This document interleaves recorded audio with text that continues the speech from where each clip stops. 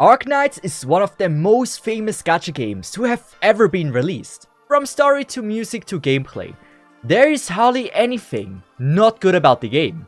Hypergryph did not only develop, but also published it all by themselves. And on top of everything, it was actually their very first game they ever worked on. But from all of Hypergryph, only one man became the face of Arknights. Nearly every Arknights player knows him. It is the legend Hai Mao, also known as Lowlight. But to be frank with you, beside that, I know nothing about him. So it was time to ask the question, who is Lowlight?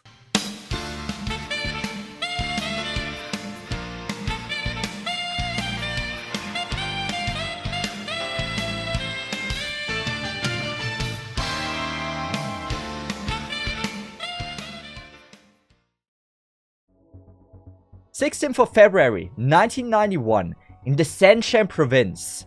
This is where Lowlight was born. Like most of us here, he was born a weeb. But beside that, he also had huge interest in art. This led him to be a student at the Academy of Art in China.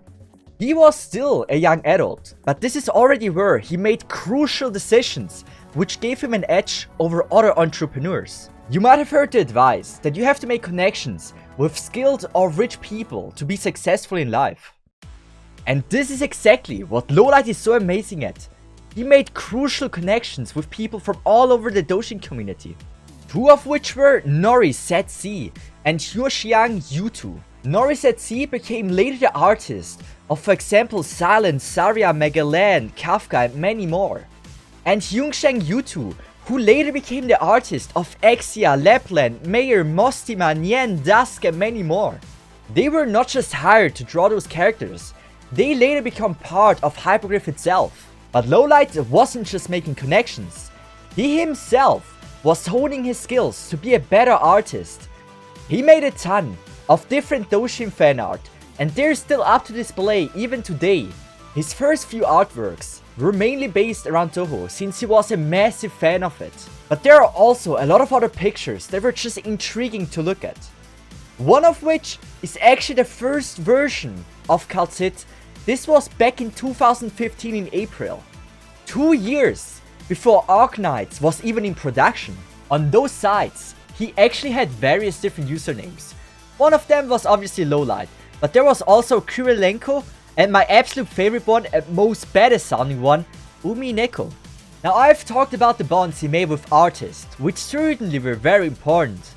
But I would say the most important connection he made was with a very special person called Yu Shong, who later was the founder of Sunborn, previously known as the Mika team. This company is also known for making gacha games, and the most well-known one, where actually Lowlight took a huge part in it, was Girls Frontline. But this is not even the most interesting thing about this.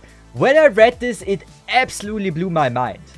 In 2013, Sunborn released a game called Codename Bakery, which was a game adaptation of the novel Girl of the Bakehouse. Never heard of it? Well, me neither. But I was able to figure out, not only was it developed by Sunborn, this game was also developed in collaboration with another famous company called Studio Game Master. The reason why this is so insane is because Studio Game Master is actually known nowadays as Yostar. This meant, in his time at Sunborn, he was able to make connections not only with people that worked on Girls Frontline, but also various artists and Yostar that is nowadays a publisher, all by himself. His network was growing and he had a lot of people he can talk to and had a lot of friends in various different branches. And suddenly, everything feels connected. Sunburn worked with Studio Game Master. Lowlight was part of Sunburn. And later Studio Game Master became Yostar and ended up being the publisher of Arknights. Seeing how everything is connecting absolutely blows my mind. But then the next important question is, how is Lowlight connected to Hypergryph? Well, Lowlight quit Sunburn in 2017. The reason for this is unknown, but the CN community suspects different views on the game thematics and other aspects of the game on Girls Frontline were the reason for it. and with that he officially ended his friendship with Yu Shang. But he had other friends from Sunborn and Yostar that had the same vision, and they went on to found Hypergryph. The Chinese name of Hypergryph translates to eagle horn, which obviously refers to their logo. They also made an official mascot drawn by someone called Bashi, and she looks super gorgeous. Her name is Miss Hypergryph. As soon everything was set in place, they didn't waste much time and immediately started working on their very own gacha game. Even though Hypergryph was just founded, their employees were already equipped with a ton of experience and skills. Many of the employees are also the alumni of China Academy of Art, which also guarantees that we can expect art of the highest level. They also hired former members of Massive Black, which was a company focusing on illustration, concept art, 3D assets and animation, and also Cyber Games, which is a Japanese game developing studio who worked on a lot of games, like Uma Musume, Princess Connect Redive, Shadowverse, Grand Blue Fantasy, Idolmaster and much more. I cannot put in words how stacked the Hypergryph employment list is. And since Lowlight, who already worked on a super successful game called Girls Frontline, was the head producer for Arknights, we were sure this will be a masterpiece. In only 2 years, they managed to develop and publish a hyper successful game. And this really was the Arknights we know today. Many Girls Frontline players regarded to it as what Girls Frontline could have been. What was super rare at the launch of Arknights for the Chinese server was that Hypergryph was the self-publisher of the game. Just to clarify the terms here, the developer of the game is the company who produces it and, like the name says, develops it. The publisher is responsible for the release, manages the servers, takes on the marketing including ads and merch and support for the players. Publisher do not produce the game, they are only there to keep it running. Trying to do all of that yourself is not a task many would be able to be capable of. It did work for just the Chinese server, but it was clear once they tried to go to Japan, to global, that wouldn't be possible anymore. If only Lowlight had already connections to a publisher. Well, yes, as previously mentioned, Studio A Master is not developing games anymore. They changed their name to Yostar, and their main focus is now publishing games. This was absolutely perfect, and it was quite clear who is gonna be the publisher for Arknights then. And Yostar certainly didn't disappoint. It was a massive success, and not just in Japan, also in global as well. Since its first release, Arknights is now 4 years old, and pretty much on every server, it's still a massive success. Lowlight is currently the vice president and the head producer of Arknights, and somehow managed to be highly regarded by any community. JP, CN, Global, Korean, etc. It doesn't matter who you ask. People love Lowlight, and this rightfully so. Who could hate someone that not only creates the best waifus, but also is the best waifu? You already are aware that he is the artist of Cesith, but also 12F, Doctor, and my absolute favorite, W, were drawn by him. And there was actually one thing he did which just is outstanding to me. He did a cross-dress once of Andriana, and it absolutely looks amazing. I could have never expected this was Lowlight when I first saw it. He also appears quite frequently on anniversary streams, and every time he does, the chat goes wild. He is so charismatic and people just must love him when they see him. What do you think of him if you just see this clip?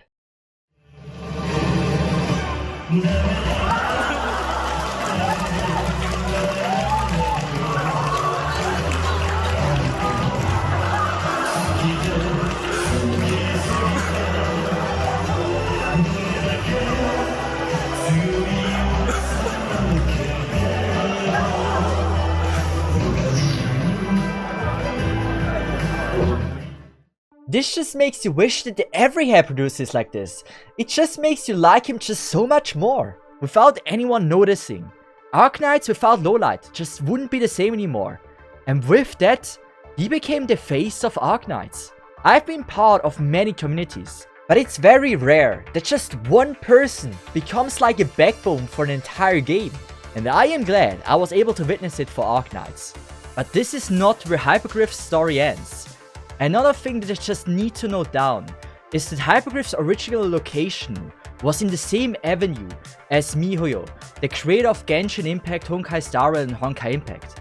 I swear to God, there is 100% a connection there as well. Anyway, in 2021, Hypergryph joined the Backlash Alliance, alongside MiHoYo and Lilith Technology.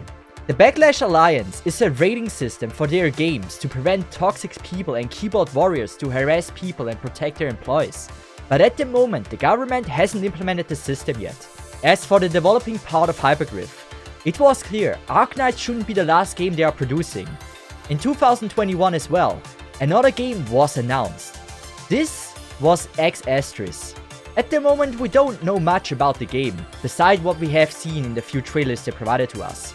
All we know is that it will be a turn-based fighting game, which will not be a gacha game. It be instead a one-time purchase game, which I am honestly very intrigued about.